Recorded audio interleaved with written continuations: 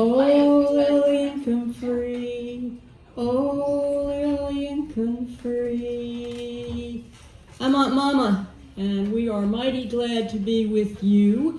And I am most delighted to be able to be with the Go Janes tonight, as you will be very soon, I guarantee it. Now, people want to know how I got the name Aunt Mama, and I have to tell them it's not my stage name. I had all of these children that insisted coming into my kitchen, and as soon as they would find food, they would stay and call me Aunt Mama. So it's my kitchen name, and that's how that happened. And I heard them play, and I just started following them around. I was a stalker. I want to tell stories with you all because you all understand stories and music, and evidently video and rocks. And you have to understand these rocks are very important because these rocks turn into CDs. And I had the pleasure of playing music at KBCS radio, and it's a lot easier to play a CD than a rock. So the more rocks that you take home with you, the easier it is to play their music on radio, terrestrial radio. And if you're not listening to KBCS because you can't get it or you just forget, go to the archive, kbcs.fm. That's my little ad.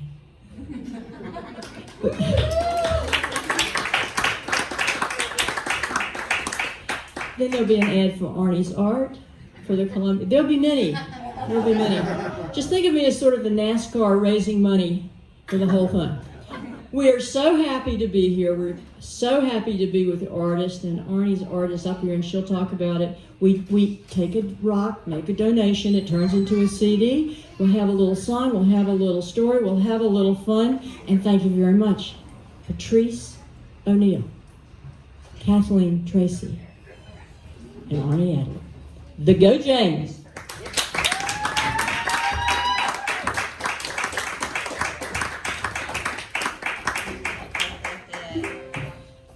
Happy to be here.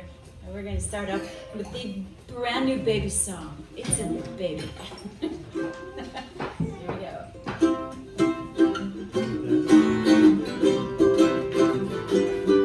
Oh, hey, mama, oh, sweet mama, I promise you I ate the peas, ate them all, I ain't to please. Ooh, child, my sweet child, hand over the potatoes, I know where all the peas go. Why do you think I didn't know this ain't my first rodeo?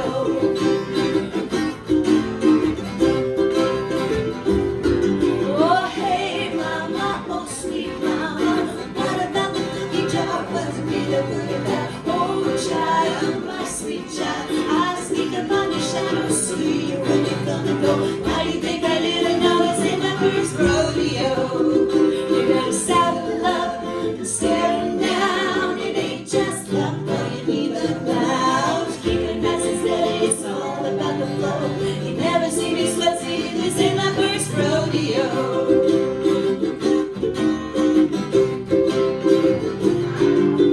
Hey mama, yo yo mama, I heard you like a good deal, but your Sundays are still. Hey there mister, hold on Joe, I heard it on the down low, better hang on to my door, just in case you didn't know this ain't my first rodeo. You better saddle up and staring down, it ain't just luck, though you need the clouds. Keep it nice and steady, it's all about the flow. You never see me sweat, see this ain't my first rodeo.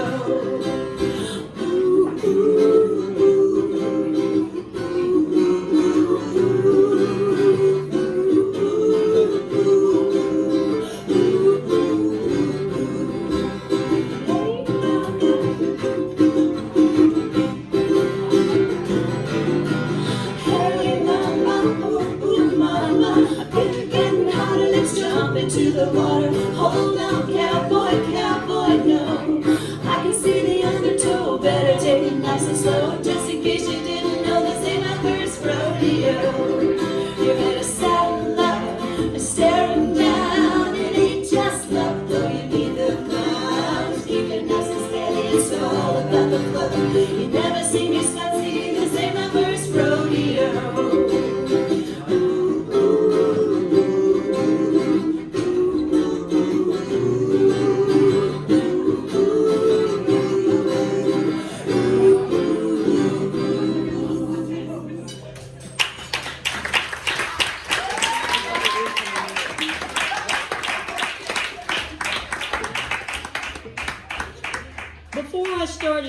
when I was still in kindergarten, I started every morning by running down and turning on the big box black and white TV. And I turn on Uncle Irving Sharp. Uncle Irving played this great big Wurlitzer, and he drank Dr. Pepper, who sponsored the show. And they brought all those musicians that were back in Virginia. Red Smiley was there. Doc Watson was there. Flatt and Scruggs were there. But my favorite, the one that melted my heart, was Roy Rogers. I loved his smile. I loved his songs. I even loved Trigger. So when Uncle Irving announced that Roy Rogers was going to open the Roanoke Rodeo, I was over the moon. And then when he said that there was going to be a contest and the little child who collected the most bottle tops, the most Dr. Pepper bottle tops, was going to get to be on the platform and meet Roy at the rodeo, my plan began. I went up to the corner grocery store where Weavers every afternoon emptied the Dr. Pepper machine, and he took the money and he threw away the bottle caps, and I had my paper bag there ready to get the bottle caps. That worked for about a week, and then the other kids got involved because every child within yodeling distance considered it their patriotic duty to drink Dr. Pepper and collect Dr. Pepper bottle caps. Now, my parents kept trying to say that I was a little kid and there were going to be bigger kids, and there just wasn't much chance that this was going to happen. There wasn't any chance they were going to stop me. So next, I tried the neighbors. I'd go door to door and say, could you drink Dr. Pepper? Would you mind? There's this and can I have the bottle caps? And when my mother found out I was knocking on doors to collect, she just thought that was intrusive and had some non-biblical phrases to say about a thing like that. Well, Daddy thought it was pretty funny until the preacher said that I had asked him if the congregation could put Dr. Pepper bottle caps into the collection plate. And Daddy said, Buttons, you cannot involve the Lord in this contest. But I knew when he called me Buttons, everything was okay. I was running out of ideas. I was getting a bunch of bottle caps, but I didn't have enough, and I knew it. So I started the alley. I was patrolling the alley. Anything that the garbage man might have lost, or a little bottle cap that had rolled under the side, and I'd come home with bottle caps smelling rancid. And I'd be at the kitchen sink washing them off, and Daddy would say, you have got to stop this nonsense. You can't get enough bottle caps. Yes, sir. You're not listening. I'm listening. You are my mule-headed child. If I ever had one, you are my mule-headed child. Why do you want to win this contest so much? Well, I didn't know how to tell him that when I watched Roy and Dale chase the robbers, go after the bankers, go for the rustlers, and then they'd ride off singing that.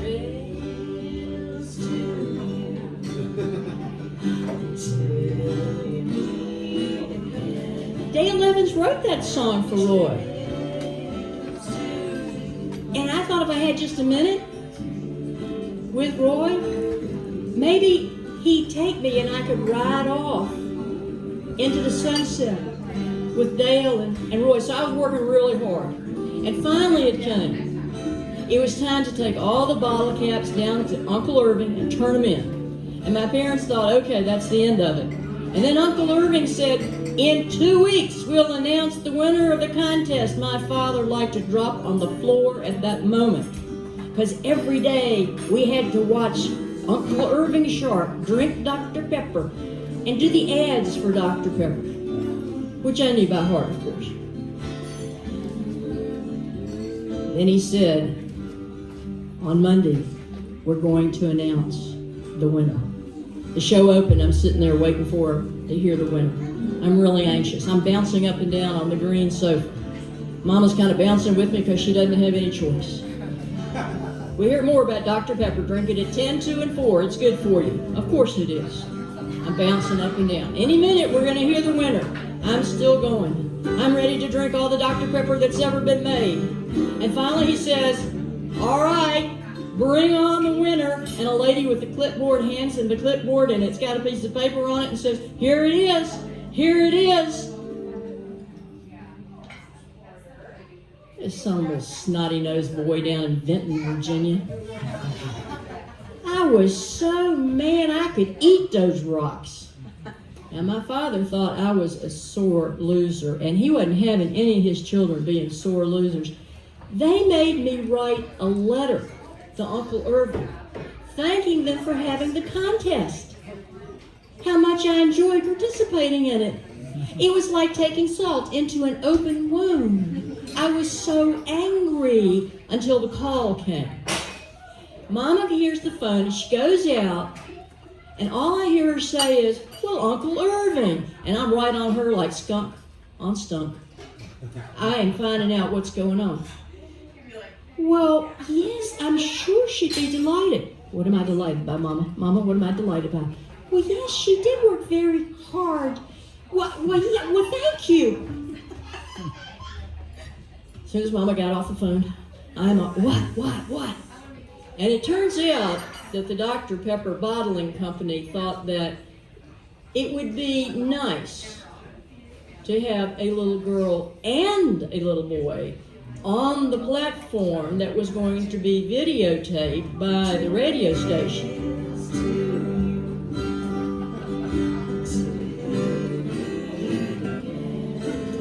I was going to get to be there.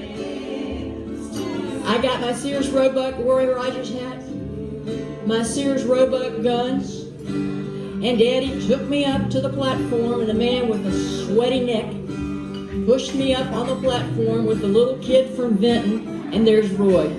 He's standing there. He's all smiles. He's got Dr. Pepper. They gave us Dr. Pepper. There's a lot of Dr. Pepper around there.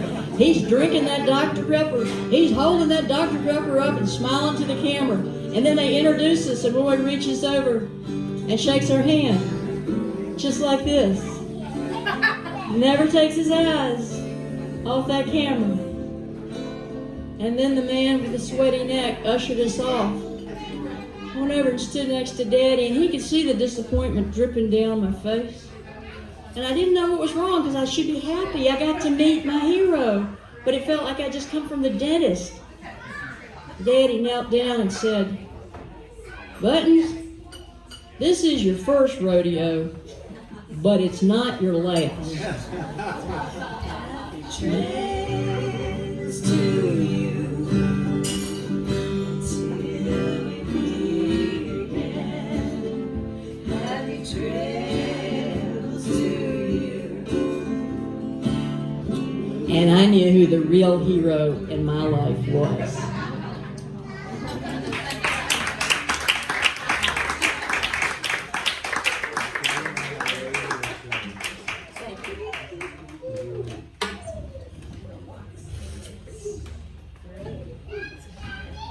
Chris? Is Chris out? Oh, yeah. Chris does everything. Chris is cooking and she's doing sound. And can we give it up for Chris? And the whole staff here. This is such a special place. Hey, we're getting a little feedback woo-woo stuff from that. Well, it's when we're singing we were picking it up. So we could do with less monitor if that's helpful. And if you could roll off a little of the mids from the EQ, if you got that back there, I think that would help us too. Thank you so much. No problem.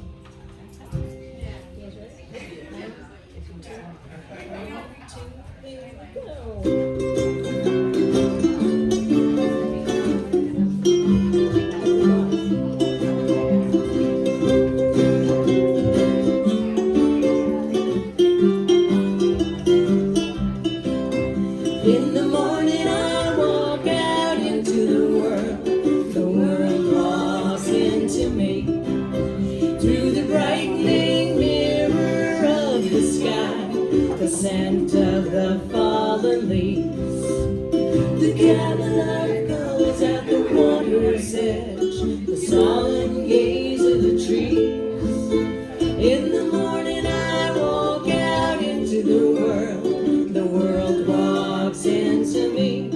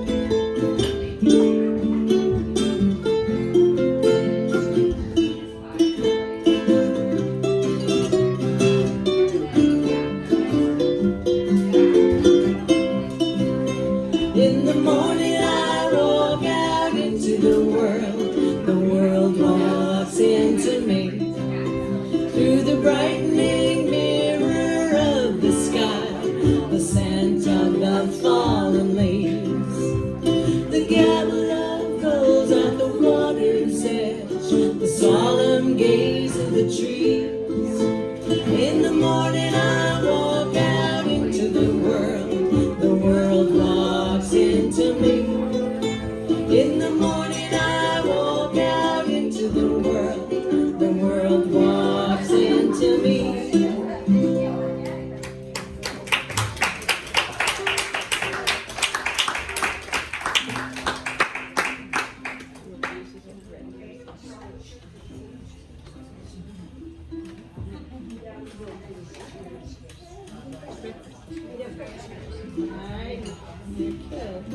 So Arnie, when we first got together, when the Gojans first got together, Arnie, among her many, many jobs that she does, she's a fantastic editor, and she was working with an older woman named Marie to put together her memoirs based on all of these fantastic journals that Marie had kept over many, many, many, many years. They're all hand done. They have paintings and poems and newspaper clippings and a lot of stories.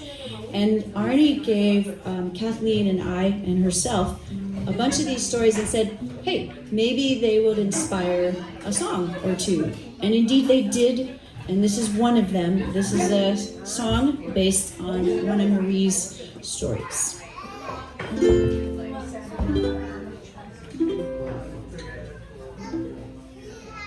I got a little red purse with a tiny golden clasp and a silky secret pocket hidden way in the back. Got some money for the bus and some more for lunch and some pennies in a packet. Got 'em all in a bunch, and I bet that you could find it if I lost it, even though it's a teeny tiny little red purse.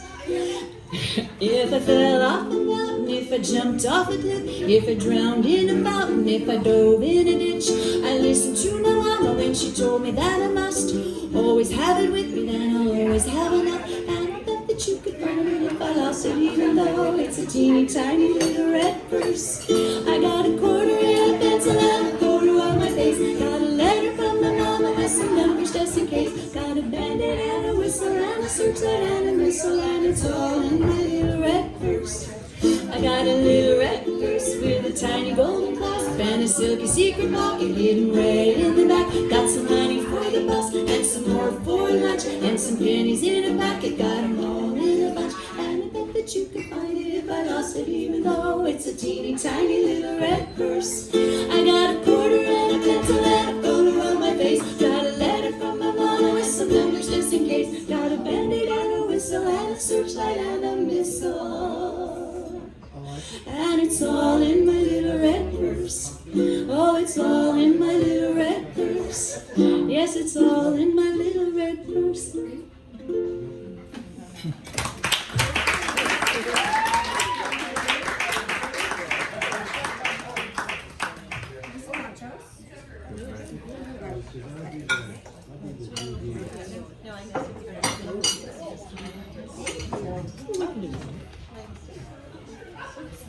But notice how careful. You want to hear about a globe? Yeah. Okay. So my mama waltzed around the kitchen holding this big blue gold globe that she got with green stamps. Oh, we have the whole world right at our fingertips. She was so happy. She had planned to see the world with her family in Georgia. Planned to go to the Globe and hear Shakespeare. Planned to go to Italy, see the waters, Leonardo. But life doesn't always work out the way you think it's going to. Influenza kills 50,000 people, and nobody expected that. And wars come, and some boys don't come home. So she wound up in a cold mountain town, not traveling. Married a pretty nice fella, had 3 children, and she'd say, I can see the whole world in my baby's eyes. But she was going to give those babies the world, even if it meant her tongue was going to turn green forever. The Globe made my brothers really happy because it made it easier for them to do their homework. Brother Shaq was going to go into foreign diplomacy or something which at the time seemed reasonable, and he would study the entire globe and like what's the communist countries, what are not the communist countries. My brother Ken took onion skin, anybody remember onion skin paper? Right? And he'd put it on the globe, and then he'd trace for his geography exam, and he'd take it in, and he was doing fine. Now, I thought thought the globe was most fun on its axis when I could spin it around. Mama thought I should learn how the world worked. We did all of World War II. We went all the way across Poland. We went through Germany. We went through the USSR. I mean, she dragged me through this entire war. And then she took me over to Wales and explained to me where my father's people had come from. I was exhausted with this globe. Something had to be done. And I knew what it was. Underneath our stairs, there was a big laundry basket. And it got filled up because nobody was interested in doing laundry. We had a wringer washer, a clothesline. Mama could put the laundry off to the last thing. So I took a terry cloth dirty towel and I wrapped it around the globe and I put it in the bottom of it. And boy, did that send her sky high. Where is it? I can't find it. She'd ask Brother Ken. I said, I don't know. Shaq didn't know, and nobody thought I would have anything to do with the globe. Well, she was so sad at not finding her globe that I kind of was losing interest in this and wanted her to find it because it was going on too long and kept going on too long. And then one night I got into bed and I couldn't find room for my feet. And I kept pushing my feet down, but something was there. And then I could smell something like old egg falling on a tablecloth and maybe a washcloth, kind of a mildew smell. So I pulled the sheets back and there was all the dirty laundry. Now what can I do? I can't go wake up my parents and say, So the next morning I get all the dirty clothes and I take them down to the kitchen. Mom's frying bacon and she said, oh, I didn't know where the dirty clothes were. I'm so glad you found them. And I found the globe. Well, my punishment was I had to help with the laundry, and she had me out there standing on a chair and putting clothespins up, hanging stuff. She said, you know, the world is round. What goes around comes around.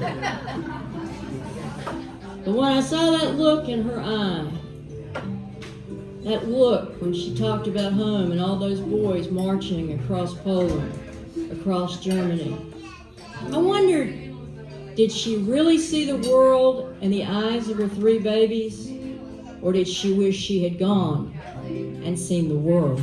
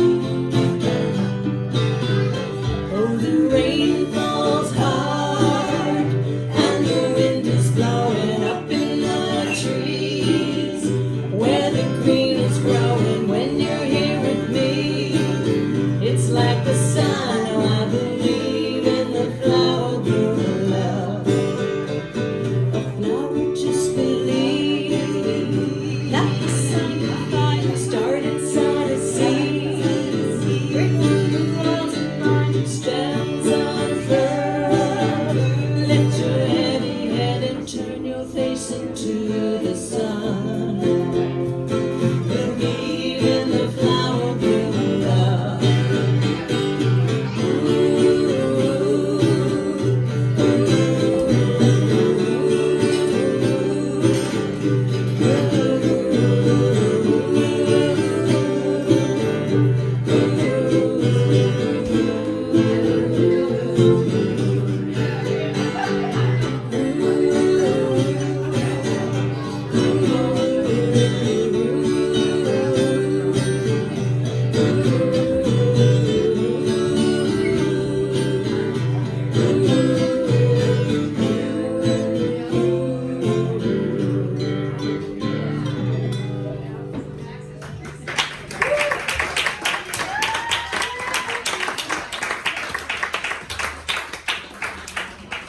My Mama loved white roses because of her papa and pink dogwoods because of her husband. Now, Aunt Mama knows about gardens, but Aunt Mabel did not want her fingernails in that dirt. She wanted to enjoy those trees. She didn't want to plant them. She was a businesswoman. She wanted to be a little dignified, working with the business people. She wanted to be a titan of industry. And a woman born in a small southern town in 1903 doesn't have much chance of being a titan of industry. She just wanted to stay out of the kitchen as much as possible and out of the dirt. Her papa never made her work in the fields or work in the farm. He had sons for that. He didn't need her to do that. She was his baby girl. But Aunt Mama knows that Aunt Mabel married a country farmer. And what that means when we say that is, really, Uncle Roscoe had a job. He was elected city comptroller year after year after year. But he still kept his farm down in Windy Gap Mountain. And he grew vegetables and he brought them back. And one of his favorite crops were strawberries. Mabel hated it. Every July when Uncle Roscoe bought these bulging bushels of strawberries, dirty, in the dirt strawberries. And she just said, "Oh, my fathers." And I said, "Why don't you just tell him you don't want to clean these strawberries and turn them into jelly or whatever?" She looked at me and said, "He plants the pink dogwoods." Well, he did plant the pink dogwoods, the whole yard, because every year, every spring, he planted another pink dogwood. And dogwoods are the state tree in the Commonwealth of Virginia. They are next to holiness, and she loved them. She loved the blue delphinium. She loved the red hollyhocks, but most of all, she loved those white roses, because she used to say her father made her an arbor of white roses. It was like waking in a cloud and falling asleep in a perfumed summer night. And every time we talked about white roses, she would smile. I respected her so much. She was my idol. She was the only woman I knew that had a mind of her own and was willing to use it. And when it came time for me to live that part of the country, my parents thought I was going to kind of stoke a wagon to come out west. Aunt Mabel helped me get a van, let me store my stuff in her garage for about a decade or so. And she never tried to stop me. She never held me back. No, she helped me leave. So every time I came back, I brought her white roses. I'd give them to her and she'd tell me the story again about her papa and the beautiful white rose arbor outside her window. And then I would start coming and she would say things like, "Oh, white roses. I don't know the last time I saw white roses. I came for her 90th birthday." She looked at the roses and said, "Oh," and that was all. A few months later, an unscrupulous company came, knocked on her door, convinced her that her solid brick house was going to fall down because it needed to be built up at the foundation. She paid $25,000 for a job that didn't need to be done. And that was when we knew it was time. It was time for the Methodist home. We got her a room that had pink dogwoods right out there, but she didn't like that.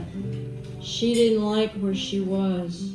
I'd bring her the white roses every time I'd come, and I put the tea roses right beside her bed, and she looked at me and said, "You didn't bring strawberries, did you?" There are no strawberries. I assured her no strawberries were coming. She looked at the roses, she looked at me and said, "I don't know who you are, but I know I love you." And we talked about the years of growing up, talked about the white roses. She closed her eyes and said, "Tomorrow, Papa's gonna bring me white roses." And I'm sure if there are roses in heaven, that's exactly what happened. And those were her final words.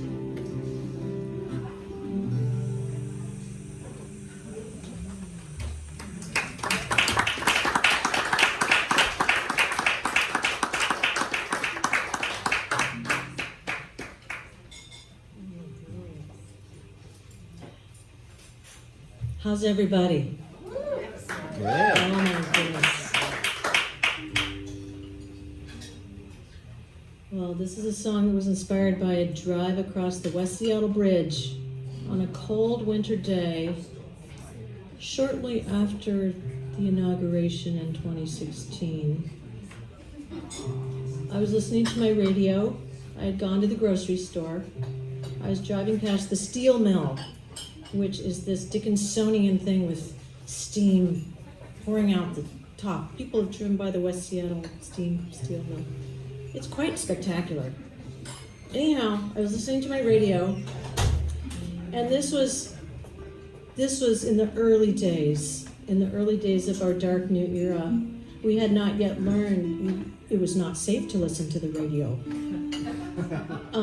So me and my fellow drivers were listening to the radio as we were driving, and I could sense our collective hunching of shoulders as the pundits were trying to explain what might happen now that we had a new president.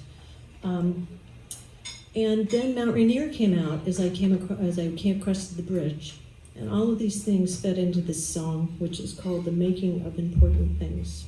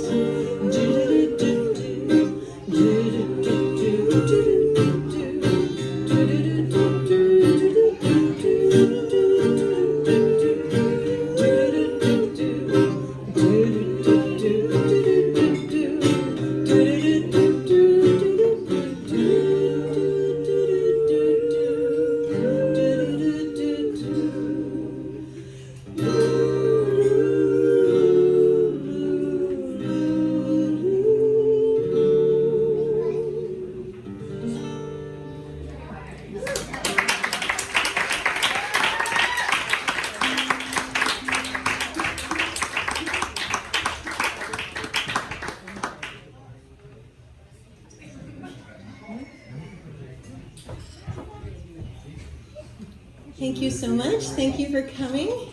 Nice to see a few familiar faces. Hello.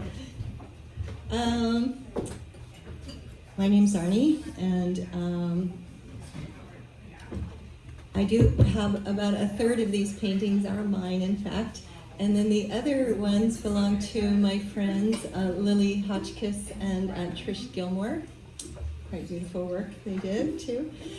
And anyway, thanks to Chris, we were able to get an art show and a music show all in one. It's like, my dad's got a barn, let's do a talent show.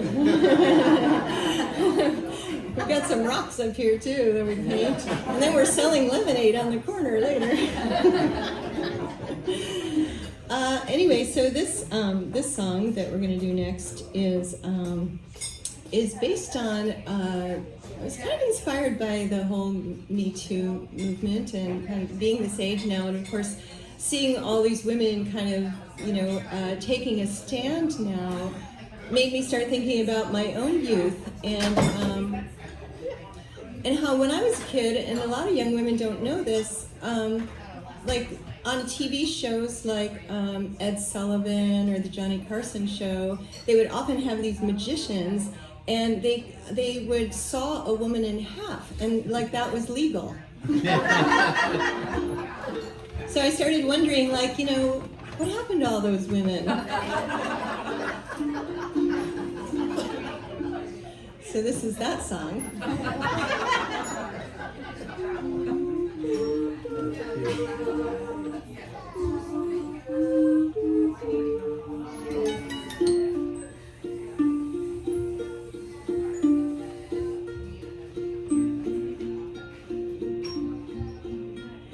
Man in the cave, the magician, ran off as the last clapping died.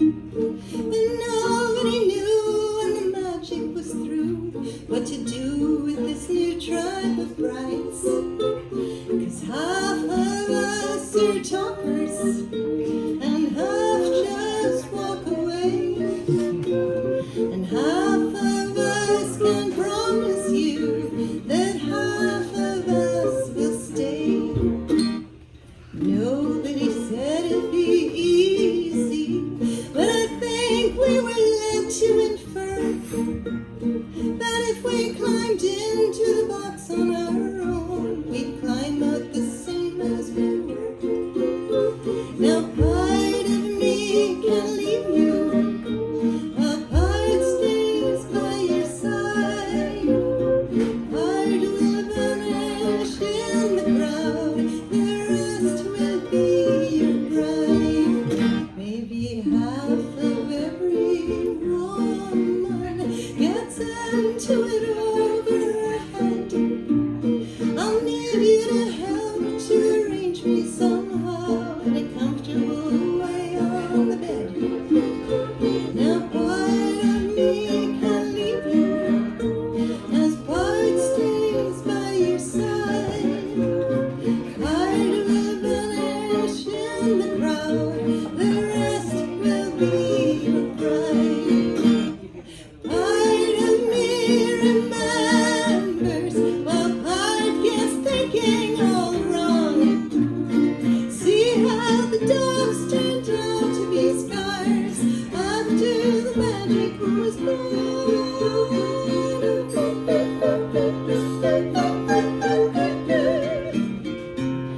Part of me is with you, a part walks out alone. You know I'd give you all my love if that were possible. You know I'd give you all my love if that were practical.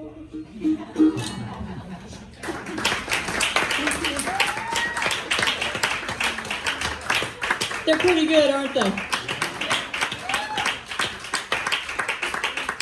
Patrice and Arnie are also going to be in a show, not this Saturday, but next Saturday when Uncle Banzai, a group they've been with for many, many years, will be performing at the Home of the Good Shepherd. And I'll play that for you. I'll play something from Uncle Bonza on Sunday, and I'll play something from them on Sunday morning too. So if you tune into Sunday Folks, you get to hear them again. I couldn't remember that one. You're going to Traditions when? Tomorrow. I'm going to the Seattle Storytelling Guild tomorrow. So, you know, you can either go here or there's so much to do in the Northwest, isn't there? So let me take you back to another place.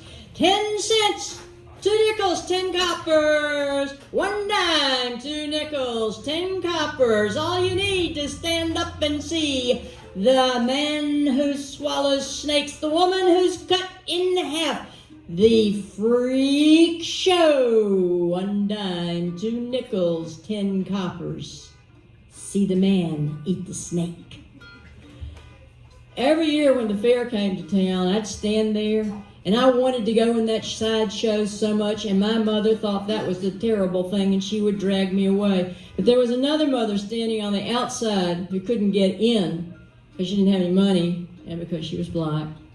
And she really wanted to get in and look at that sideshow because her children might be in there. Her name was Harriet Muse. She and her husband Cable were born after Restoration, when 4,000 blacks were controlled by making them into sharecroppers up in the hills, way up in the hills of Appalachian, a place called True Vine, Virginia. They were happy together, Harriet and Cable. They had a child who was unusual, named George, and then they had another child who was unusual, named William, and then a few years later they had a girl named Marybelle.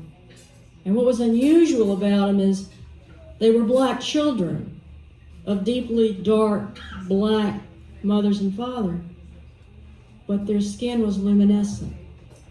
It was as pale as the moon, and their eyes were white, red, no color in them. They were albino Africans. It happens. About 1 in 10,000 people can have this special gene, and the family had it with all the children. You can imagine how they were tormented. George and William couldn't go out. They couldn't go to school at all because the black children made fun of them and the white people said terrible things about them. Marybelle got to go to school a little bit, learn how to read a little bit, and the boys stayed very, very close to Harriet. She did not want her sons getting away from her, and she had to keep them covered because their skin was so pale and so thin that hot sun would just burn them. She even made scarves for their heads so it couldn't burn through the blonde, matted curls on their head.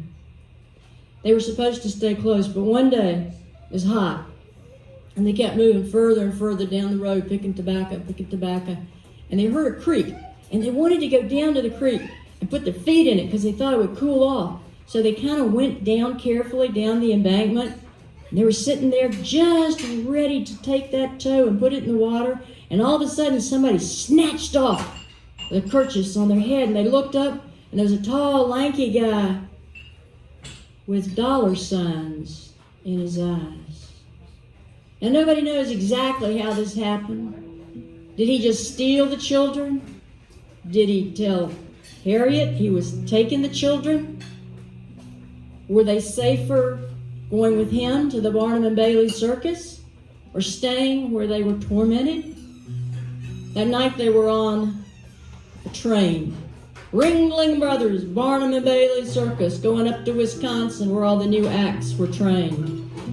And then they were on the road. They were in cages, as somebody would say, come to the freak show, watch the guys from Borneo, the blonde twins who are African turn white before your eyes eating raw meat. Look at them in the cages, savages. And they changed their name to Iko and Eco. And they were a big hit. They were sold to several different circuses. Marybelle wanted to find her brothers, and she kept saying, Mama, we have to go. We have to go bring George and William back. And Harriet didn't know. Should they go? Should they stay? And she didn't know what to do about it. Well, one day, Marybelle saw a train go by, and she was watching, and all of a sudden, she saw the Ringling Brothers sign, And there was one car where women were standing and practicing their balance, and guys were doing barbells, and there was another car where obviously elephants were. You could see the trunks. And then their back car, the very last car, there were conjoined twins, a bearded lady, a man whose head touched the ceiling, and two boys that were maybe teenagers, maybe older, with their faces pressed against the window looking out. And she knew those were her brothers. She ran home. Mama, we gotta go. We've gotta go get George and William. They're in the circus. They're there. Harriet didn't know what to do. She didn't have money. She didn't know how to get them. They'd probably been right by the house on that train how many times? Advertised all over. But she didn't read. Harriet Muse didn't know that. Well, Mary Bell met a minister, a Baptist minister who knew a white lawyer, and the white lawyer sometimes would help black people. And he heard the story of Iko and Eco, and he said he'd take that case. And if he won, he'd have Ringling Brothers pay him. Well, he looked, and he looked, and he found them. And he got Ringling Brothers to let them come and see their mother. But they had a handler with them because they said, we own them. They're ours. We own them. You can't take them back. So they got to see their mother, and then they had to go back into the circus. It took a few more years, and the lawyer went through Variety magazine, went through the New York Times, and then he found them again somewhere in New Jersey. He went up. He got them. He sued. He got them back paid. He got himself paid. He took them on the train, but this time he took them to Truvine. He took two 50-year-old men home.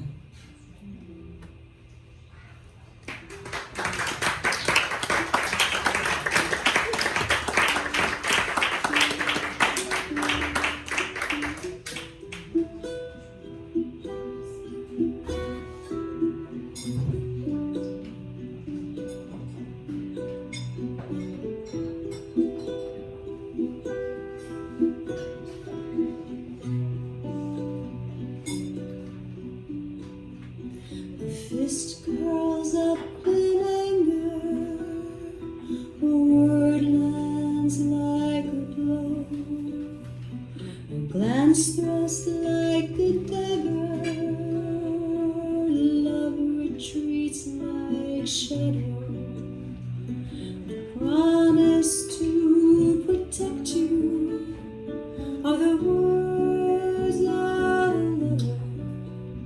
not the above you, and you ache to recover. Should you go, Mama, go? Should you stay, Mama, stay? I don't know, Mama, no. It's not for me to say. It's not for me to say. It's the thing you least expect. It's the tightening of the throat. It's the creeping disrespect, and the glass that's never full. In the dim light of reflection, a whisper from the mirror, a desperate strangled question. Who will be my savior? Should you go, Mama, go? Should you stay, Mama, stay? I don't know, Mama, no. It's not for me to say. It's not for me to say. But if you ever cross that border, if you ever cross that line, I'll believe you when the bullies and the bad men fume and lie.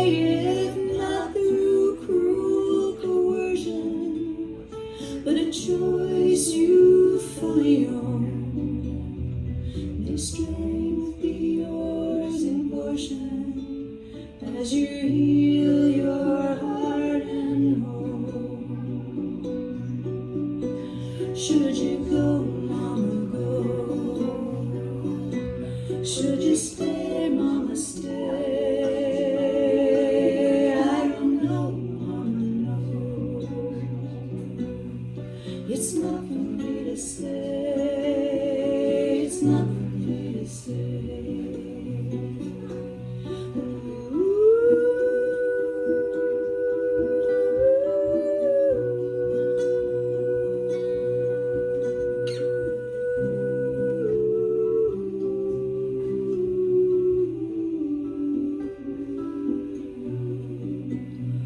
The pathway to redemption might be just outside your door, or it might be true compassion that overcomes and conquers. Should you go, Mama, go? Should you stay, Mama, stay? I don't know, Mama, no. It's not for me to say. It's not for me to say.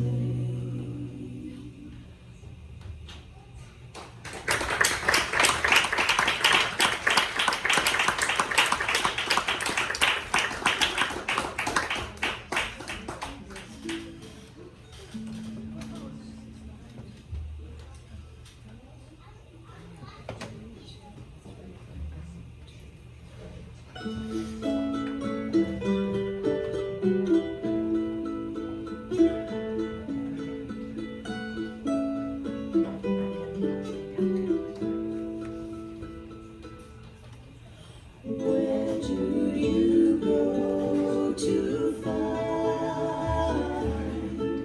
the spring where your soul drinks deep? Tell me,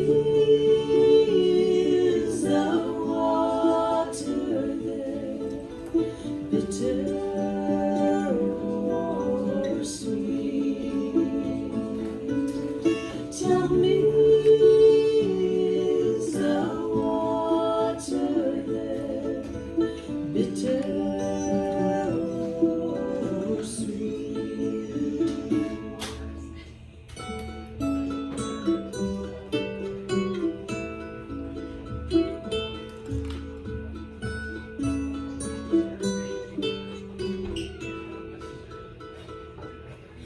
Does the water restore your heart? Does it fill you up at the center so that something of your essence flows out to this thirsty world? So that something of your essence flows out to this thirsty world.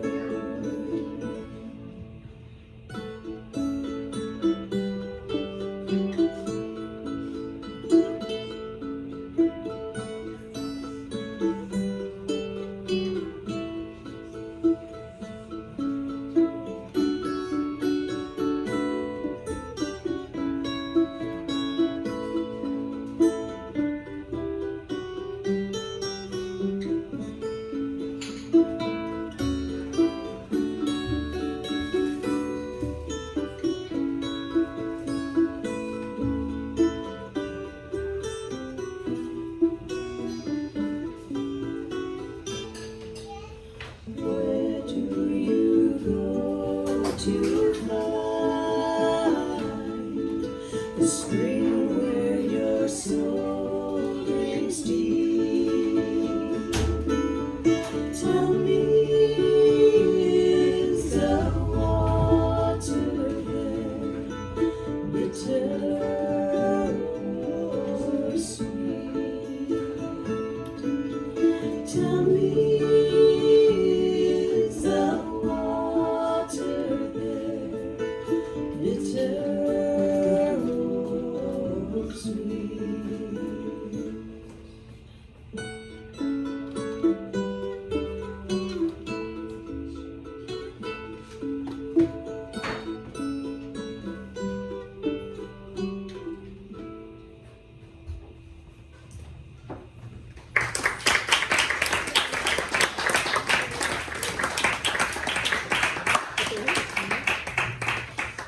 was 28 years old before I bought my own clothes. And it didn't have anything to do with whether I wanted to or not. It was that I didn't need them, and I didn't need them because my mother bought all my clothes. See, I just assumed be running around in my brother's t-shirts and their sweatshirts, and Mama wanted me in those, those prissy little things, because she'd had all these boy cousins, and she wanted me to do a little princess thing. Well, the law was on her side, because I went to school at a time where girls had to wear skirts. Only the boys could wear pants. Over the years, we made some compromises. I wore a tennis skirt. She got me a few pair of jeans along the way, and this continued. She kept buying all of my clothes. I went to college, and there'd be boxes of clothes that kept coming and kept coming. When I got married, she came and bought all the clothes for the bridesmaids and for me. And after college, when I was looking for a job, I went to a newspaper because I liked to write. And the first thing you had to do was have a typing test. That was going to be a problem. I'd never taken typing. Mama could type. Anything Mama did, I didn't want to. I was sure if I took typing, I would be doing whatever Mama did, and that was not going to work out. I went in the newspaper, and they sent me over to the women's department, of course. They were still giving ink to luncheons, bridal showers, all those things that used to be in the women's news. And the woman who headed the department was named Mrs. Stone. Mrs. Stone told me to take a seat over on that desk and do the typing test. And I tried to explain that I could blink with 2 fingers and maybe 3, and on a good day, my little take the test.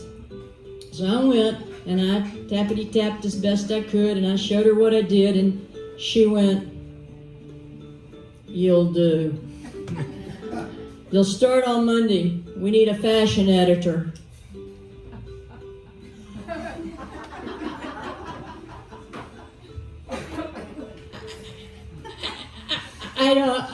I don't know anything about it. You'll learn.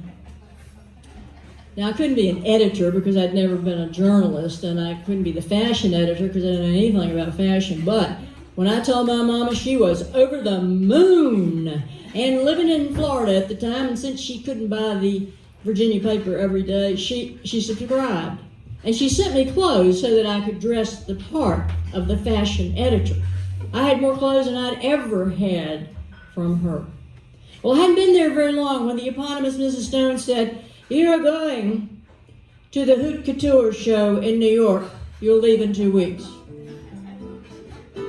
I didn't know what a Haute Couture show was.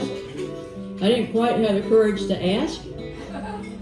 2 weeks later, I'm in New York at the Haute Couture show, and I'm watching this runway, and there are models coming down there from the house of Armani and Givenchy and Gucci, and I didn't know what to write. I didn't know anything about all this. So I just took my little steno pad and copied what the person next to me was writing. It was double vented for the season. It was cut on the bias. It was a full flare, not a half flare. What's a bias? What's a flare? Who cares? I don't know. Whatever they wrote, I wrote. And it got published. Well, I went on home, and everybody in the department said, "Well, what did you buy? What did you buy?" I said, "I didn't buy anything." And they said, "Well, whenever the fashion editors go to the Haute Couture shows, they get a special price, a bonus. You didn't get anything?" I said, "No, I didn't need anything." Mrs. Stone said, "You didn't get anything?" Well, I later learned this was sort of bribery, or what we today might call quid pro quo.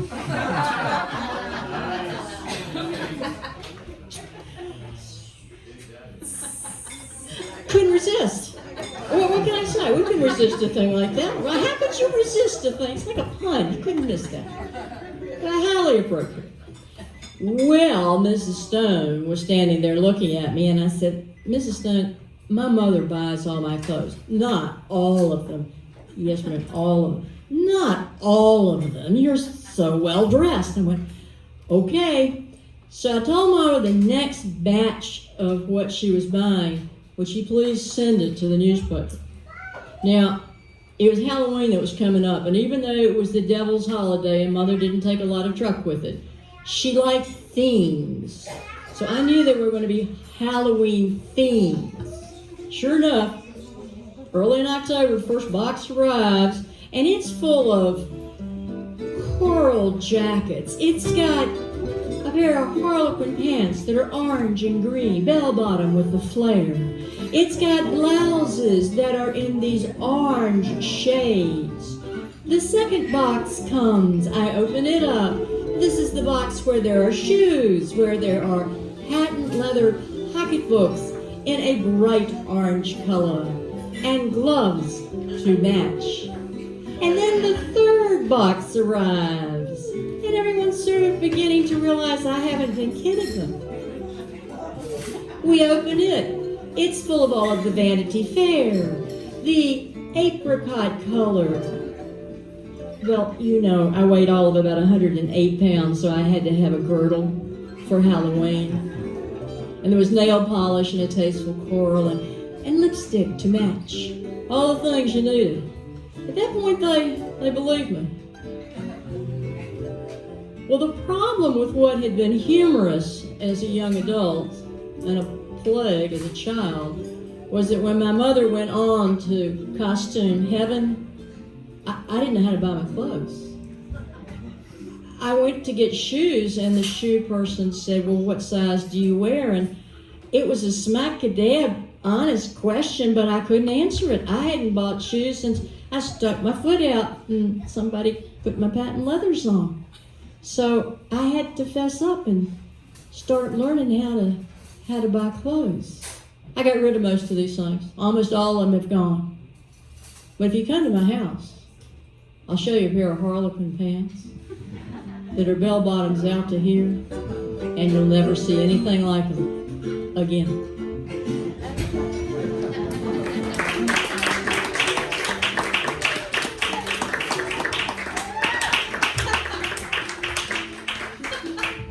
She's not kidding. She does have those pants.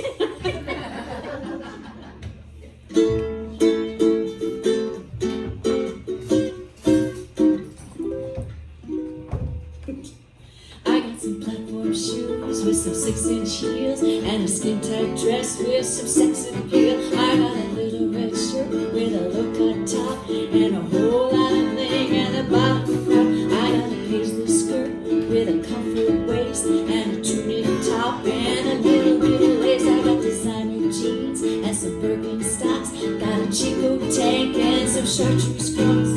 Where'd you get that perfect dress? And look at me, I'm such a mess. And where'd you find those perfect shoes? And look at mine, what shoes are using? Where'd you find the perfect hair? Oh, well, I don't care, cause I'm not wearing that. I'm not wearing that. Oh, cats don't grow, and chicks don't know. Chance don't know, back don't go. News just blows, and hell don't snow. You don't yodel, and I'm not wearing that. How about I buy you a drink? How about you be a good girl? How about you just been low? How about you give it a whirl? How about you step aside? How about you just sashay? How about a full-time job with some half-time pay? Oh, once I had a pretty skirt and wore my pretty skirt to work, but then there were some overtures all underscored by perfect jerks. So what's the use of perfect skirts? And what's the use of perfect jerks? Cause I'm not wearing that. I'm not wearing that. Oh, cats don't throw, chicks don't know, chance don't know, back don't go. News just blows, hell don't snow. You don't yodel and I'm not wearing that. Oh, yodel, hey-ee-oh, yodel, hey-ee-oh. I got a sprinkle of gray on the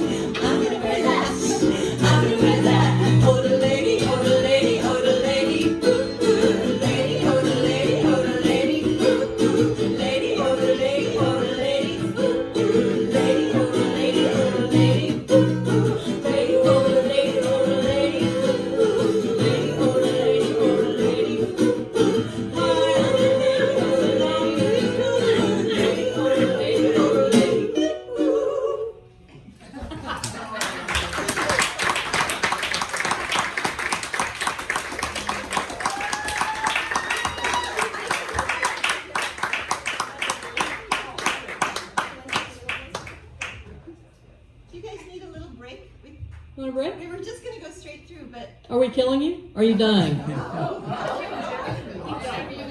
right. You just stand up. Need to stand up, Just stretch. keep going. Okay. Just keep going. If anybody finds a pair of Harlequin pants, let me know. There's only one. It's somewhere in this building. Could you have this filled up from somebody? Is there somebody? They're here. You lost his in there. Oh, they're in there? You guys can have our flash one. Oh, thank you.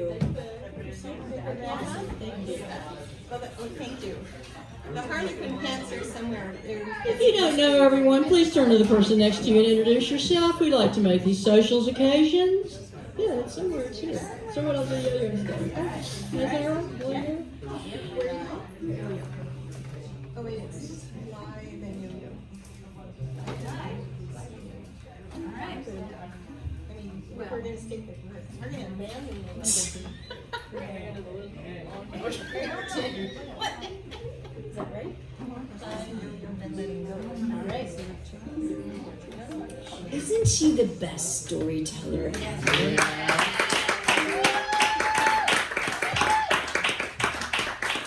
I just want to listen to her all the time.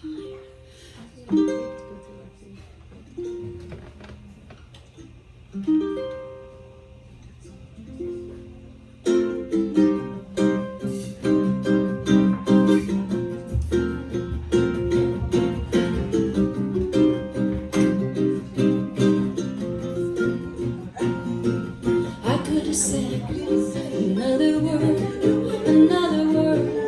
I could have said, I could have gone another mile. I could have gone, but I swallowed a fly. Oh, I swallowed a fly, and I couldn't. I could have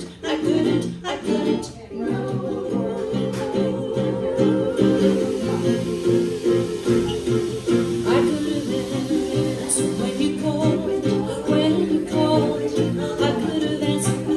I could have told you that I love you, I could have told, but I swallowed a fly. Oh, I swallowed a fly, and I couldn't. No.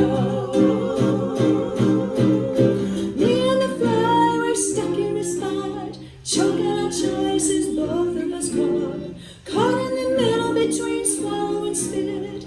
Ain't really trying, ain't ready to quit. I could have seen that you were trying. I could have seen, I could have found another way. I could have found, but I swallowed a fly. Oh, I swallowed a fly, and I couldn't. No. Me and the fly were stuck in the spot, choking choices, both of us caught in the middle between swallow and spit. Ain't really trying, ain't ready to quit. I could have told another lie. I could have told, I could have said that it was nothing. I could have said, but I swallowed a fly. Oh, I swallowed a fly, and I couldn't.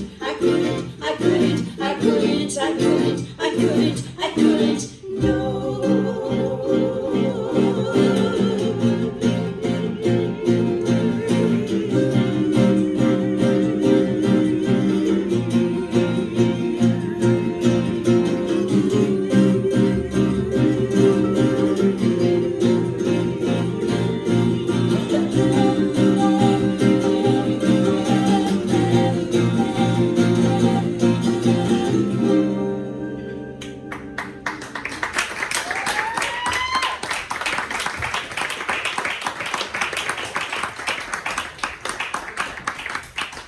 My brother Ken was the perfect child. He was Mother's masterpiece. He did everything he was told. He did all of his chores. He only had one tiny little imperfection. He was a yo-yo addict. He was supposed to have his yo-yo outside, but he could never resist, And he'd let that thing fly up over Mama's china cabinet, fly up over the glass cathedral ceiling kind of thing. And mostly he was outside, because he was a good kid. Well, Mama was tired, had to go shopping. It was raining. And Ken, who was 6 years older than I was told he had to babysit me. Now there's a problem because he was working on this trick. It's 4-leaf clover. And he can't take me outside, so he's got to do the trick inside. Now 4-leaf clover is a hard trick. Did anybody ever do these tricks? They're hard tricks.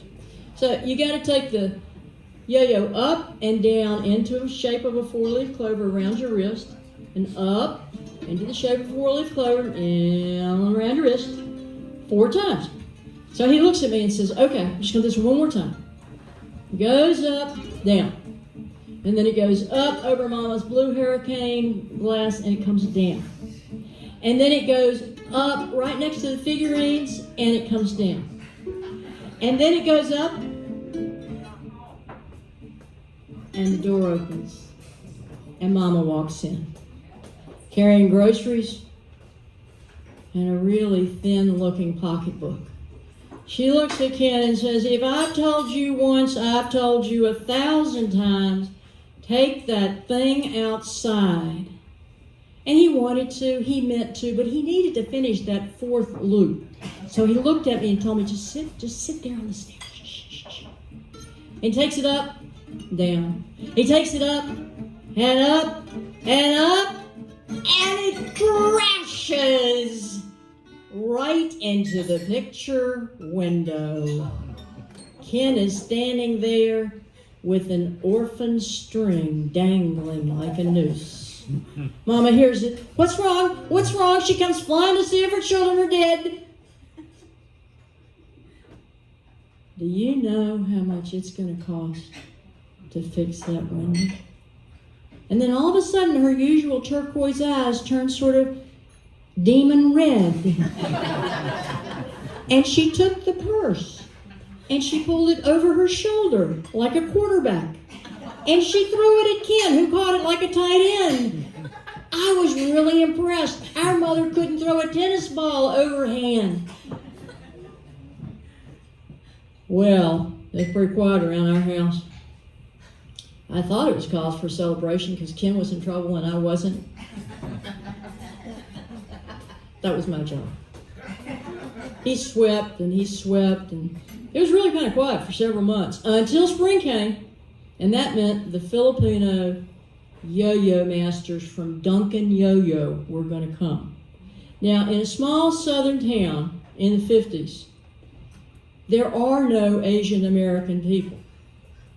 And you can imagine after World War II, there's nothing particularly kind said about any Asian people, except the Duncan Yo-Yo masters. The Filipinos are coming. The Filipinos are coming. And suddenly it's a wonderful thing. And they come in these little cars, and they've got their green jackets on, their Duncan Yo-Yo jackets, and they got little plastic trophies, and they got carved yo-yo, and they got sweaters. You can letter and yo-yo in Virginia.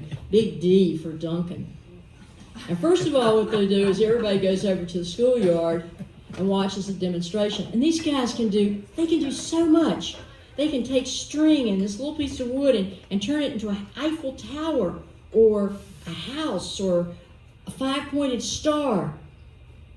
They can take that string straight up and drop that yo-yo right down in their breast pocket of their shirt. It's really very impressive. All right, so they do this, and now it's time for the contest. And all the little boys, and this was last century, little girls were not allowed to be in the yo-yo contest. Mom and I are sitting over on a wall by the school, dirt yard, and all the boys with little plaid shirts and their high-top tennis shoes and their yo-yos, and they're all going to win. They're all going to be the champion. And they line up. And they call out a trick. First of all, something simple like walking the dog. Well, if you can't do it, you got to get out of the circle. And then maybe rock the baby. If you can't do it, get out of the circle. Maybe around the world and more, get out of the circle. Maybe ricochet, bullseye, rickety rack.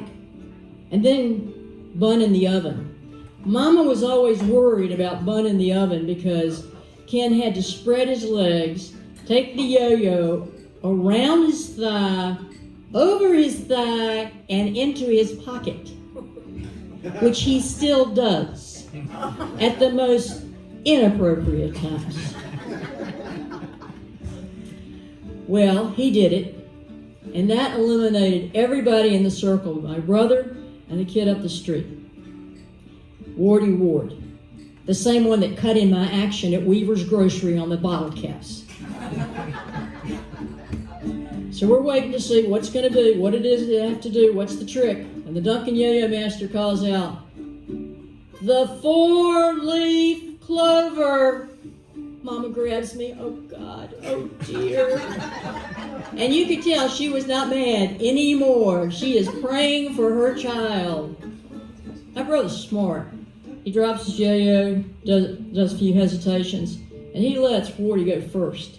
The other guy just goes around, puts that yo-yo up and brings it down. Puts that yo-yo up, brings it down. Puts that yo-yo up and comes back behind him against his back. He is disqualified now. It's all up to Brother Ken. He's got to get it right or he won't be declared a winner. He takes the yo-yo, he takes it up, and the clover goes over the basketball hoop and down. He takes it up again. He goes up to the school. It comes down. He takes it up over the lilacs and it comes down. And then he takes it up one more time. It goes up and in its hand. He wins. He wins a great big D. And Mama sewed his letter on a little green sweater so he could wear it to school on Monday. Years later, when my brother and I were cleaning up the home place, it was a mess. We had to get rid of 30 years of stuff. And we found a green box. It was a Harry and David's fruit box, because if you got Harry and David fruit from Oregon back in Virginia back then, that was a big deal. And it was a very good box. We opened it up. First thing you smell is the mothballs, because Mama had packed that little sweater with the big D on it in mothballs. And there were some plastic trophies in the box. There was some broken string. There was a hand-carved yo-yo that one of the masters had given my brother. And then up in the corner, there was the handle to an old pocketbook.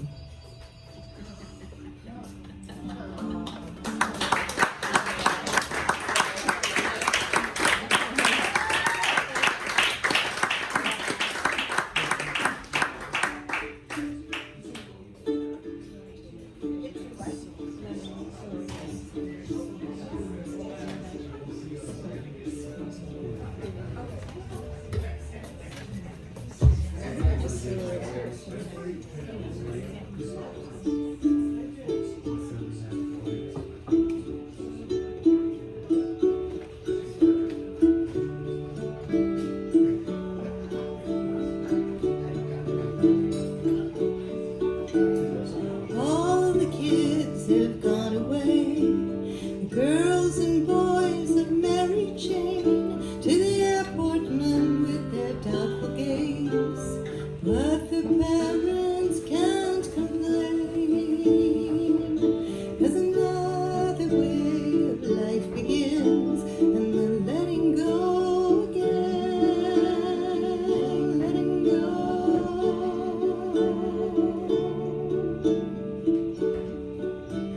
Now childhood beds are neatly made, and all the worries swept away.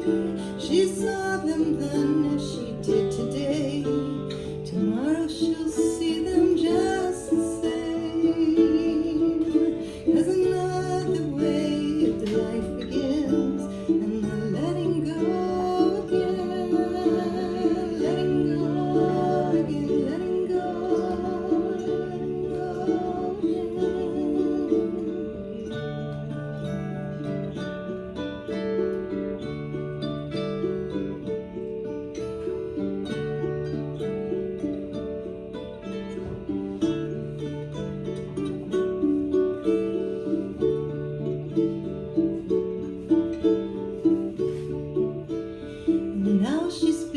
her tales and spans endless days rewriting endings, and hears their voices whispering. She stands there simply listening, 'cause another way of life begins, and not letting go again, letting go again, letting go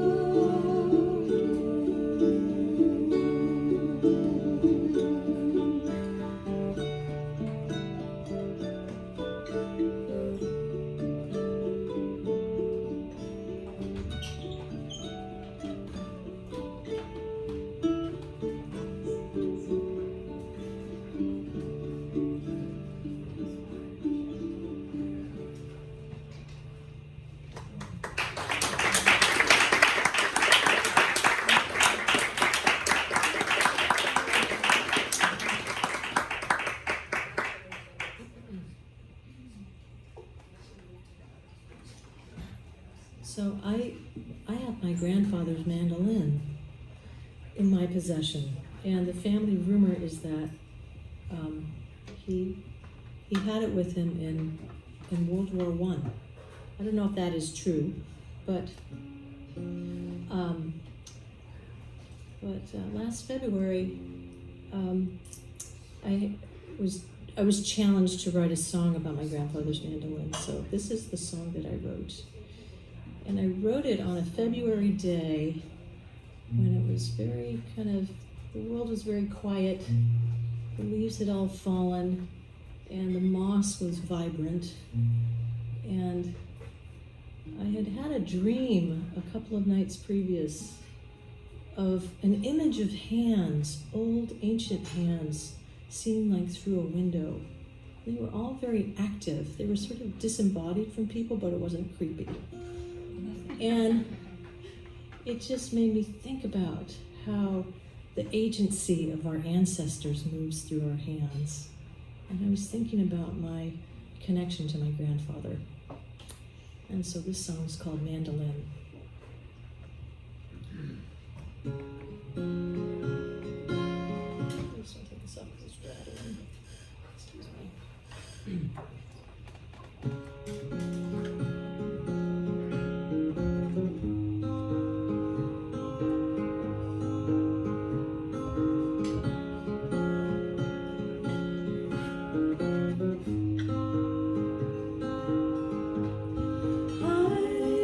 See you uncrumbled from the ground. Come in the side door, sit your body down. Smell of tobacco, flicker of the flame, snap of the lighter written with your name. I'm an acorn that fell far from the tree. Still the root grows the same for you and me. Here's your mandolin, won't you sing and play?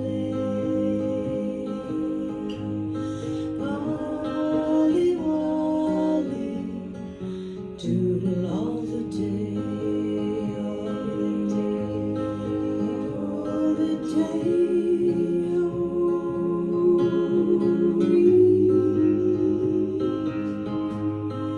oh, I went down south.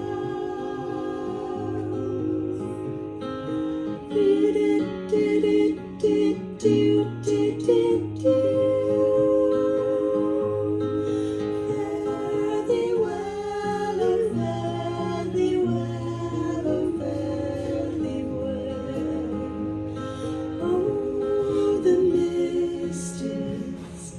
Hanging in the trees, mushroom leaves rise from beneath the rotting leaves, the way all our hands will crumble to the ground, the way love and music will always be around.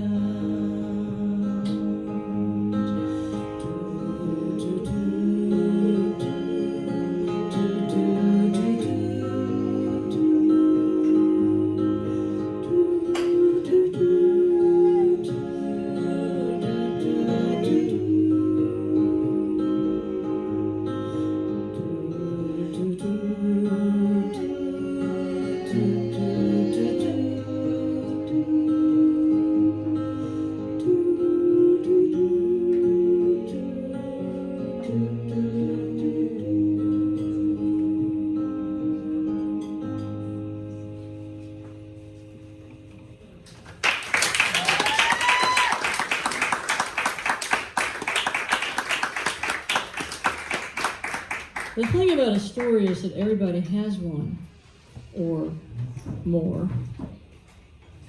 She's just told us a story in song about something that happened with her family. You have a story, and I hope you tell it. And if you want help telling it, or maybe you want to know where you can tell it, ask me, call me, get in touch, say, Auntmama. And there are lots of opportunities to do this. I'm now going to tell you the entire history of the pre-revolutionary continental United States. And I will try to do it as briefly as possible. It's bigger than a mandolin. My pre-revolutionary grandmother's name was Rachel Carver. She's the daughter of a sea captain. And he moved his family to Williamsburg as the New World was coming on. The trouble is, he had to keep going back and forth, taking supplies to England, bringing them back. And it left Rachel and her mother with a lot of time on their hands. And the thing she missed the most, the thing that was so hard for her about being in Williamsburg, was the music. In London, there were the orchestra. There was chamber music every afternoon. There was always music somewhere. Williamsburg, not so much, only at the palace, and they didn't go to the palace all the time. There was a very good organ at Bruton Parish, and they occupied themselves with some of the sewing circles and the needlepoint, and Rachel loved to go to Bruton Parish and listen to the music and to sing. They were walking there one day when literally this tall young man with a sack of flour, heavy set, 100 pounds, 150 pounds, he was just bent over carrying this, couldn't see up, and he bumps right into Rachel Nellie, knocks her off his feet. She looks up and sees him. He looks up and sees auburn curls framing a porcelain face and eyes the color of the Chesapeake. And she sees a cleft chin and, oh, such a strong jaw. And all the flour is raining around them like snow. And they don't know. Mrs. Carver saw what happened right away. They fell in love. They fell in love right there. But see, Thomas Mormon was carrying all that flour back to Green Springs Colony. That was the largest Quaker colony in the United States. They had been escaping the Church of England, which is what Bruton Parish was. But he couldn't resist, so he came back and walked with Rachel. Of course, Mrs. Carver was right with him. And eventually he walks into the church, and there's music, which he's not used to in a service. And even though he doesn't believe in slavery or war or musical instruments, he believes in her. And all of a sudden, as the lilacs start to bloom, Captain Carver comes home, and he has brought the harpsichord she longed for, the harpsichord she had to leave behind, the harpsichord that's beautiful ebony and mother of pearl and ivory keys and strings that just sing, Papa, oh Papa, I want Thomas to hear it. That was not what Captain Carter had in mind. Who was this Thomas? But it didn't take very long to realize that his daughter was in love with this young man. And Thomas was beginning to listen to a whole lot of music and enjoy it, or at least he enjoyed Rachel's playing. Well, Captain gave his permission for them to marry, and he loved his growing family, 2 grandchildren. Thomas was a man for the new world. He was a very talented carpenter, and he was making fine furniture for all of the families who could commission such. But there was a growing problem. Many ships were bringing slaves into Williamsburg, and that was breaking his heart. He had a man that he worked with, a man who was a slave, named Moses.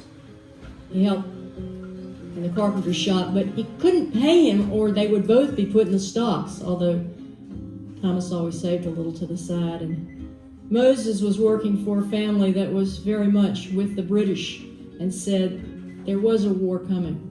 There was a war coming. So Thomas starts to talk to Rachel about leaving, going over the mountain for a land grant. He had heard there were land grants in the West. She couldn't imagine leaving her family, leaving everything she knew, going off into some mountain. But finally she realized if they stayed and Thomas refused to fight in this war that seemed inevitable, he'd be killed by one side or the other.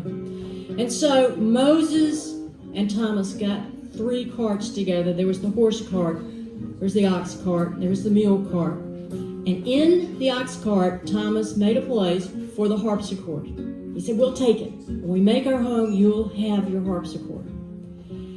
When they got to the mountain, what they'd been told wasn't true at all. They had to chop down trees to get up Afton Mountain. Think Charlottesville. If you know where Charlottesville, Virginia is, that's Afton Mountain. They had to go through kudzu that was so thick it took axes to get through it.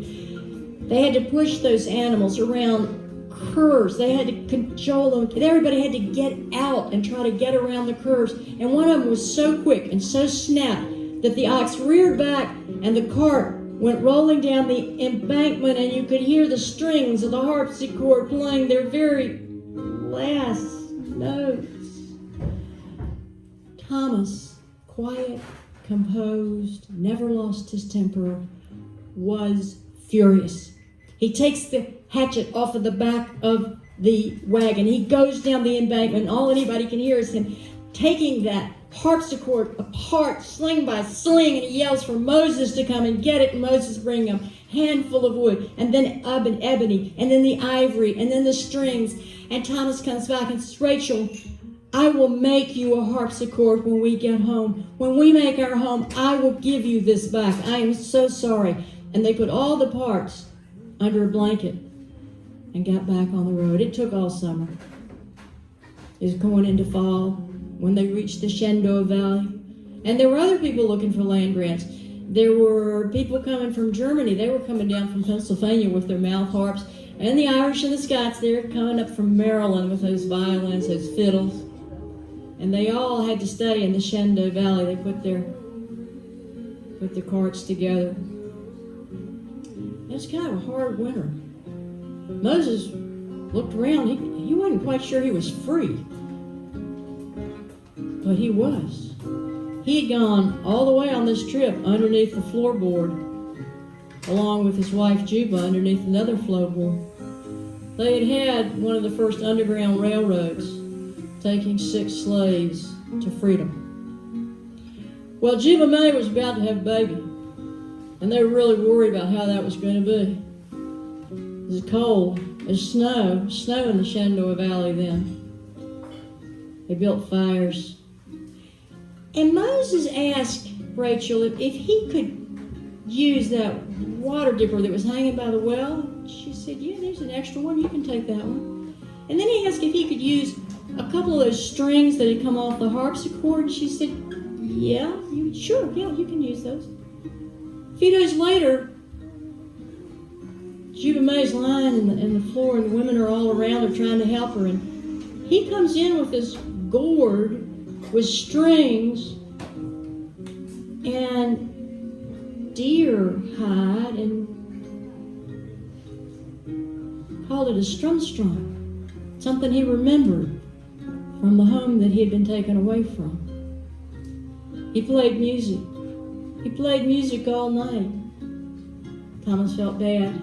Thomas told her, when we get home, I will build you a harpsichord. We will make our life and you will have music. Well, Juba May was crying and screaming and yelling, had never had a baby before.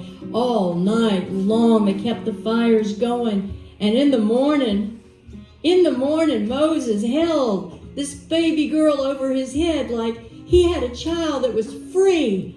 It was free. And Rachel picked up the strum and started playing the banjo. She looked at Thomas and said, I found my instrument, and I think we found our home.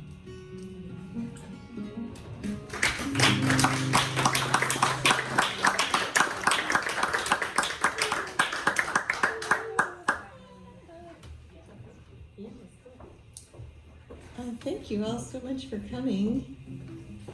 It's lovely to be here.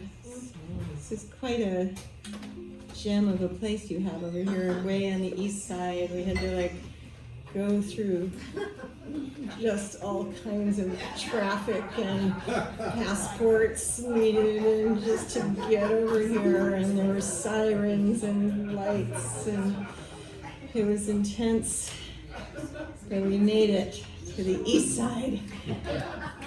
Anyway, so before we say goodnight, a couple more tunes. Did we explain why rocks by chance? I think Auntmama did say something. Yes, this is our way of raising money for our recording.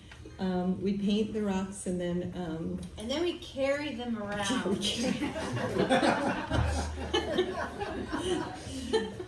At one of Auntmama's storytelling events, happens on the fourth Thursday of every month at the Starbucks up on Olive Way in Seattle.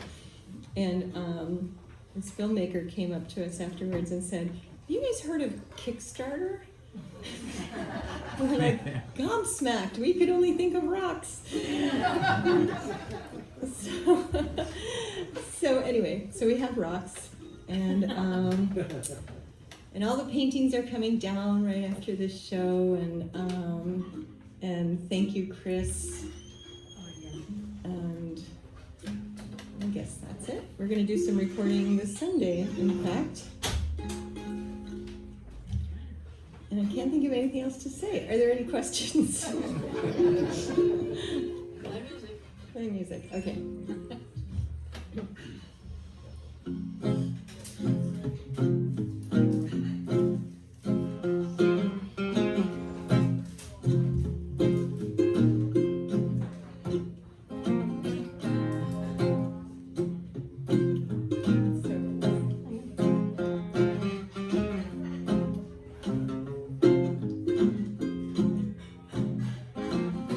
Tell my mom I love her, tell my daddy too, but I've got to leave this town to do what I must do.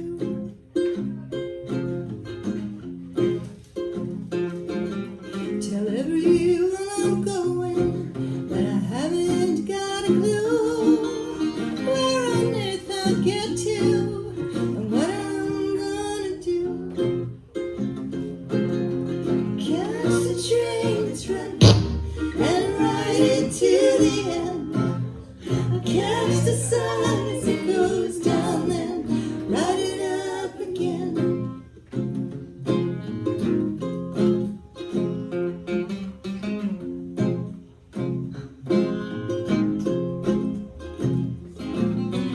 When I was a little girl, this town seemed big enough.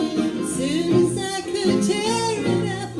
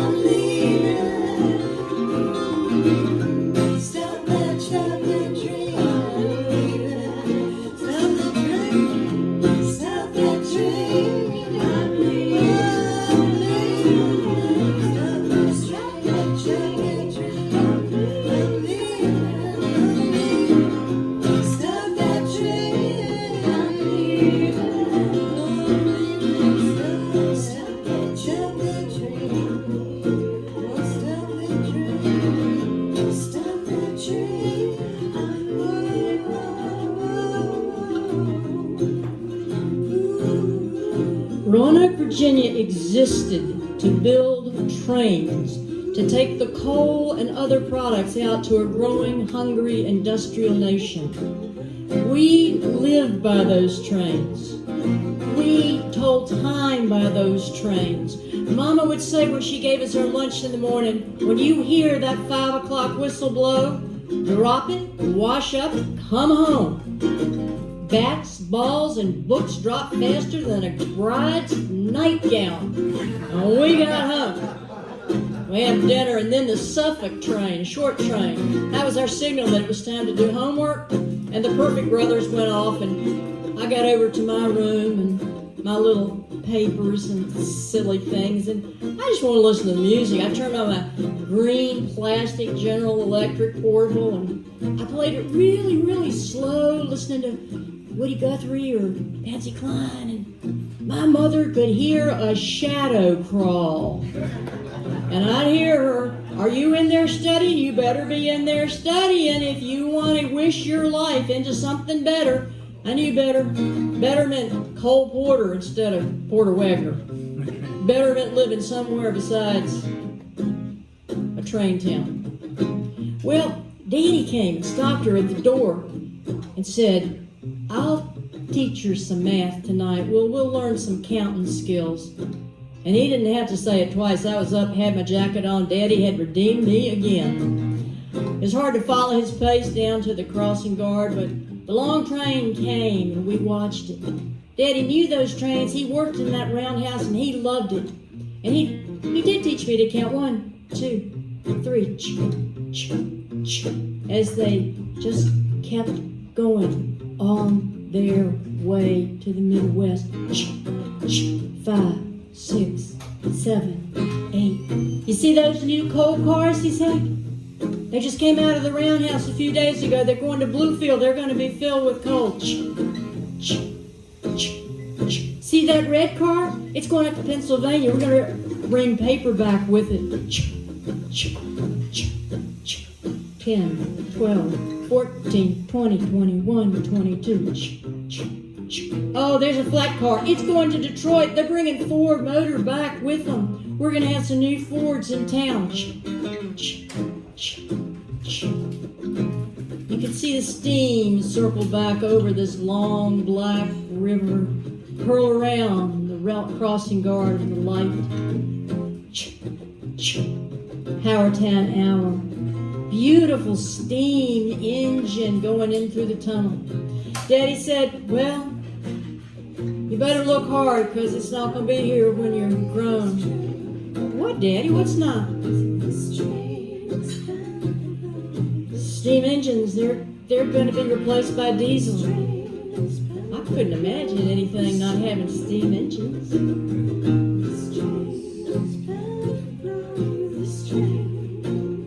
I held his hand and my little sardine fingers fit in his big mitt. Looked sad. We went on home and Mama was playing her upright, but she took one look at Daddy and played Woody Guthrie.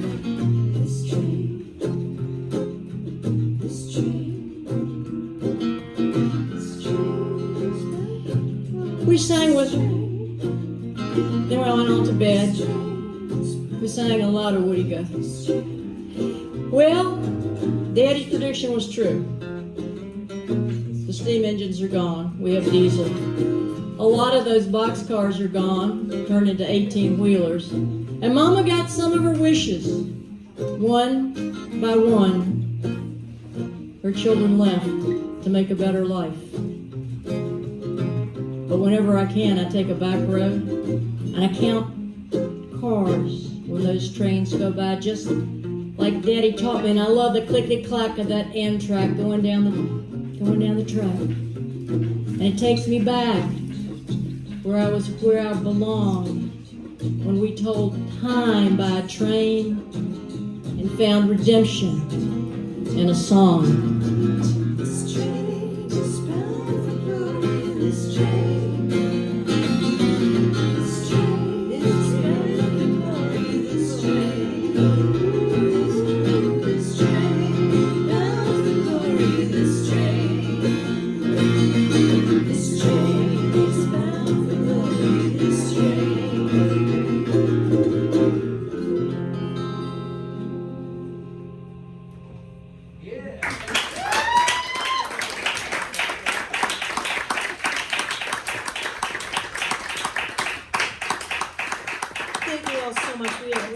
for the wonderful Auntmama.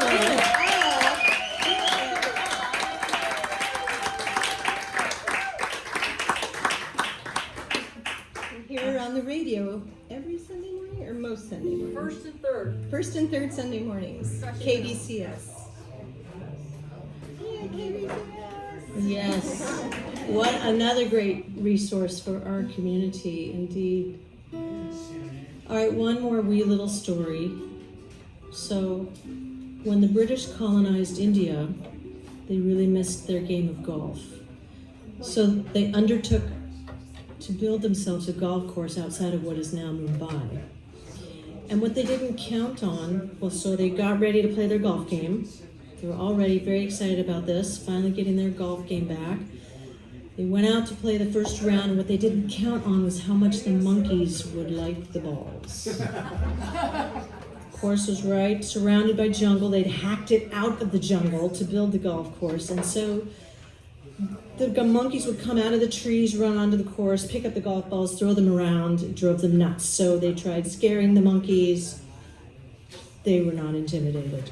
They tried capturing the monkeys, taking them far away. There were always more monkeys. They tried building a wall around the golf course. That did not work.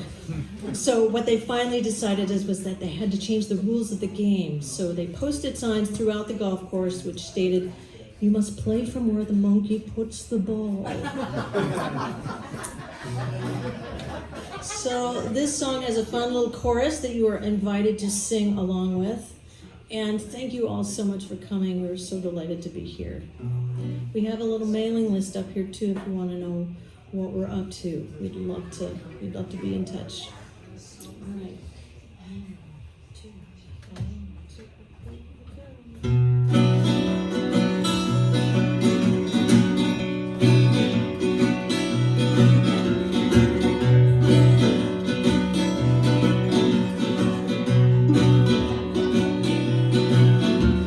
Sometimes things don't fit together right. Wait it out and you'll see the light of day. Hey, hey, hey. Hold your lonely, broken heart. Things fall together and they fall apart. Hey, hey. It's just another day. Hey, hey, hey, you gotta let it sway. Like a tree in the wind that grows, flying every which way. Try singing that hey, hey with us. Hey, hey, hey, you gotta let it sway. You gotta feel what you feel, find what's real. Let it sway.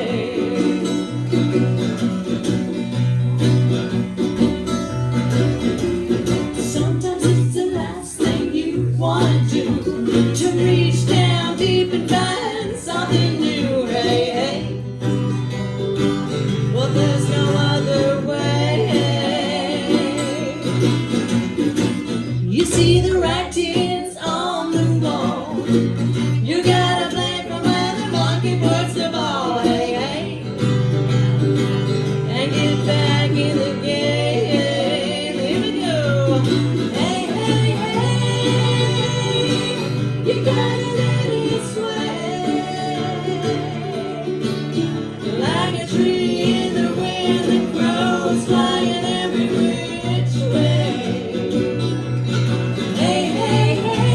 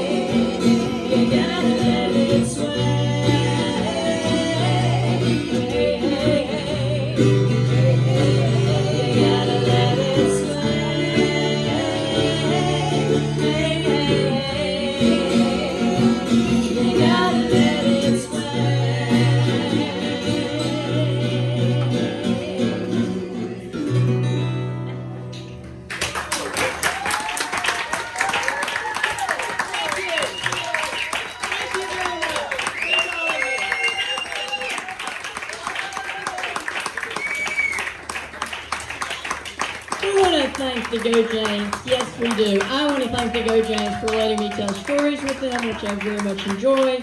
And also, the one thing we haven't mentioned, there are two things. One, Patrice is very much part of Wintergrass, the reason it exists for all of you who might like to be interested in bluegrass over at the Hyatt, another gem and a jewel. And we're going to do our first webcast on the day after Thanksgiving, which means we come to you, you don't come to us. So if you would sign that little piece of paper that the Go Janes are so smart to have brought with them, then we'll let you know when you can do that and how you can do that. Thanks again. Thanks to the Black Dog.